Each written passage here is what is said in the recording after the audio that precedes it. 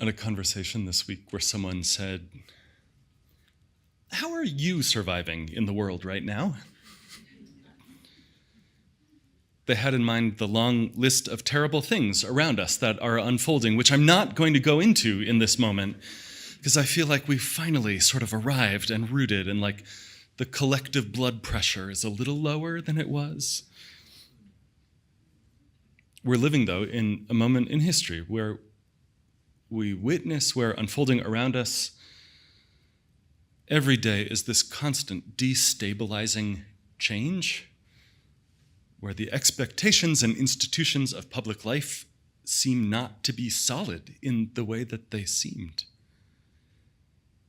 And sometimes how that feels is that you go through the world anxious and overwhelmed, or sometimes how that feels is you go through the world just sort of checked out and anesthetized. And then that starts to not feel very good either. How are you surviving in the world right now? It's a theological question. And when you hold that question or answer it or wrestle with it unresolved, or just look at this thing and wonder, yes, how am I surviving in the world right now? How am I making it through? You're a theologian. One commentator writes, whenever we think about things that matter in our lives, when we struggle with tragedy in our family or outrage at social injustice, we're doing theological reflection. Theology is this careful examination of our worldview, of our actions in the world, of our justifications for them, and the stories we tell ourselves about why. Your theology has to make sense to you, and it also has to make a difference in your life. Theology isn't just sort of a set of interesting ideas that live on a shelf that you visit occasionally. It's something that shapes how you move through the world. Sometimes I think the word theology and telling you that you are all theologians, and there's a little bit, people online, there's a little bit of resistance in the room to this, is because the loudest voices talking about their theologies are often the most hateful voices. I'm thinking of James Dobson, the founder of Focus on the Family, who died this week. He talked a lot about his theology.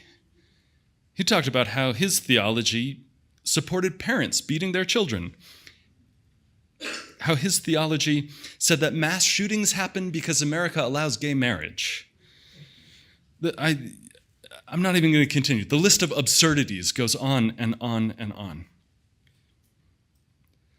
But our theology meets that kind of hatred instead with this unwavering conviction that love is at the center, and we have to figure out how to make that real in the world. Sometimes, and I feel it both in the overwhelm of events that surround us in the country, in the world. I feel it even thinking about Dobson and how do we answer those voices. I think that sometimes we get stuck on this piece that we have to prove our worthiness by doing more. We have to be louder. We have to be more active. We have to be confronting everyone who's saying hateful, horrible things. We need to, the sense of like the political order is crumbling. Why haven't you fixed it yet? I'm very disappointed in you, right? Which is a ridiculous thing to say out loud, but sometimes is how it feels on the inside, facing the overwhelm of the world around us. I'm supposed to do something else, and once I do it, I'll be okay. The American Protestant work ethic translated into progressive spaces, into churches, is that if you just work hard enough or improve yourself enough or do enough good in the world, then you will be worthy and okay. That kind of thinking is directly in the lineage of our tradition. Before we were Unitarian Universalists, we were Unitarians and Universalists, And before they were Unitarians, they were Puritans. And Puritans believed that God had destined some people for salvation and some people not, and you knew who was destined for heaven because everything in their life looked right on the outside. They said the right things, they did the right things, they went to the right places. I don't know, they tie, whatever Puritans did, they did it exactly right. And then our Unitarian ancestors, well, they let go of the predestination piece, but they held on to the idea that we are supposed to be perfect in the world. And the work of being human is to go about perfecting yourself. The perfectibility of man, these 19th century Unitarians said, thinking that women should feel no less guilty about not yet being perfect. It's absurd to say this out loud, this thing of perfectibility, and I don't believe it, and I have fallen for it more times than I can count. Slipped into that belief. If I work harder, run faster, do more, get more active, say the right thing in the right way at all the right time. We're going to let go of the Unitarians for a minute. We have to go to the other side of the house, because when we say that love is at the center of our values, we're drawing on an old Universalist idea. The Universalists in the 19th century, they said, they were Christians then, they said there's no eternal punishment in hell. But to describe the Universalists that way sort of misses the point, because the point of the Universalists is not a theoretical history lesson.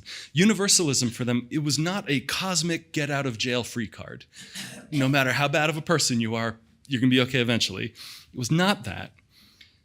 Universalism fundamentally was not just about a future destination. You may or may not believe in it at all. Instead, it's about a present reality. If every one of us is just as human as every other one of us, just as wounded and just as healing, just as whole and just as broken, just as capable of love and transformation and transcendence and joy and grief as the person sitting next to you, as any person. That's not about what happens after we die. That's a charge to us to live in this world like it's really true. Universalists didn't ask you to believe in the innate goodness or the innate badness of people. They said, believe in the innate reality of other people, and then act like everyone else is just as much of a person as you. You're already worthy, they said, with a place in the family of things no more or less human than anyone else, and now we have to live like that. So sure, get to work in the world, building the world that we're dreaming of, and march and vote and donate and write postcards and talk to people who disagree and pay attention. But you don't have to do those things to prove that you matter and are enough. Do it instead because other people matter just as much as you. The suggestion there is that your theology is not a list of bullet points. Theology is your source of hope. I don't have this to supply for you right now. This is something we're all working out for ourselves together. It's your sense of justice. Your theology is the gratitude that wells up from within you. And it shapes the unearned goodness that just comes into your life and happens. Your theology is the experience of walking through the dark nights of your life and not being lost even though you don't know where you're going and what's coming next. To know a person's theology, we don't ask each other, is God 3 persons or 1 person or 0 persons? We ask, what are you going to do with this wild and precious life? We're people less interested in what do you think about the first noble truth in Buddhism, the reality of suffering woven into living, inescapable? What are your reflections on it? and much more interested in making an invitation, as a poet says, tell me about despairs, yours, and I will tell you mine. Your theology isn't just a label. Sometimes someone says to you, I don't believe in God, and I was reminded the appropriate response is, tell me about the God you don't believe in. Or someone tells you, I believe in God. The appropriate response is, tell me about the God that you believe in. Tell me the story of what that's like for you. What does it feel to encounter the holy for you? What in your life has shifted or changed, or how or when? How does that experience shape your theology and your living?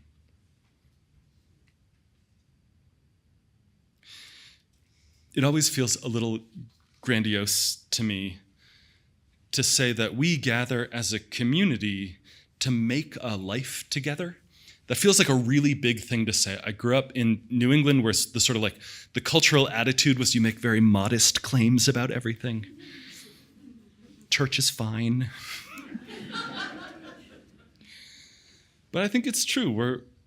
We're gathered to make a life together, to make sense of life together, to put together the pieces of each of our different theologies and compare notes and find new pieces and wonder how they fit in with the rest of us, and to reconnect, to put the pieces of ourselves back together again. Unitarian Universalism, this is a theologically plural tradition. There's not one right analysis of the way everything works in life. There's not one correct theological viewpoint.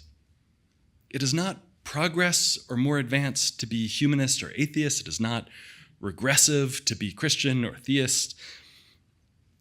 Our embrace of shared values with love at the center and different beliefs, often beliefs in direct contradiction with one another, this has been a core part of how we have done religion for 150 years. And that way of doing it means embracing complexity and ambiguity. It means doing the work of meaning making. And we read poetry and parables and retell old stories that have multiple meanings because they'll mean different things to you at different times in your life. Theology isn't static. It's always changing. Yours? If church was a meal, and this analogy will stretch, possibly to the breaking point. If church was a meal where everyone brought their theological dish to share, what we're doing all together is not dumping it in a pot and putting in the immersion blender and just grinding it all up into this common, like, theological gruel. If this church was a meal, it would not be like a theological pie-making contest where everyone, I told you I was going to stretch it, where everyone brings their theology and makes it look as good as possible, and your only option is pie, and the best one wins, and that's all we eat for the following year. This is, and of course it is, kudos to you who saw it coming, a potluck. This is a potluck where everyone shares what they have, and the whole is greater than the sum of its parts, and you will find something you may not even know what it is after having eaten it, but it was good. And you will find something that you do not care even to taste, and you're not supposed to. This is a potluck church. In that sense, it's theologically plural, but in a way, too, at the root of that, there's a certain kind of agnosticism, the sense of no one being exactly right about everything. It's faith without certainty. And I appreciate the line from the physicist Richard Feynman. I watched an interview with him once years ago, and gosh, he was in the older part of his life then, but he has this twinkle in his eye like he is just a little kid getting into mischief when he says it, and I love it. He says, I think it is much more interesting to live not knowing than to have answers which might be wrong. He says, I have approximate answers and possible beliefs and different degrees of uncertainty about different things, but I'm not absolutely sure of anything. And there are many things I don't know anything about. And what he's saying there, at least when it comes to our spiritual lives, is not just to throw up your hands. Agnosticism is not a place where you're just like, I don't know. That is the starting point of the conversation. That is the door that you are opening to begin the journey, not to end it. And faith without certainty is not the same as faith without conviction. And even if there is ultimately this sense of agnosticism underneath, that doesn't mean that we don't do anything or believe anything or go anywhere or translate that into our lives. How are you surviving in the world right now? It's so tempting just to let it hang until people start offering suggestions. I think the piece of it is staying broken-hearted.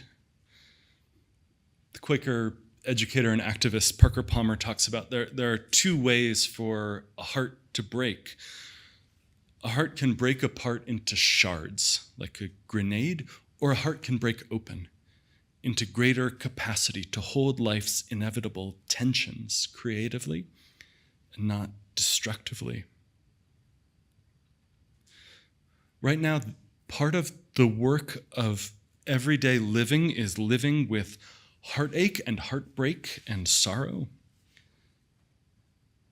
Part of it in the everyday living right now is grief for a future which you had hoped for and expected and is being taken away. And I'm not going to tell you everything will be fine. And I'm not going to tell you there is one right way to live in this world in this moment. But I will tell you that this is a community of love and resistance, with love at the very center of it, this well we return to over and over and over again. And it will not shut you out or give up on you.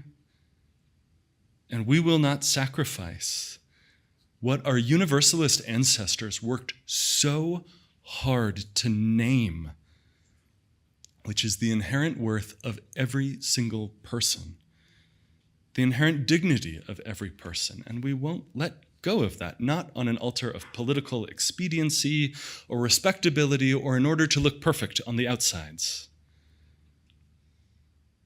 Every one of us is already worthy, already beloved. And here we are trying to remember that over and over again and live it with conviction, even in uncertainty.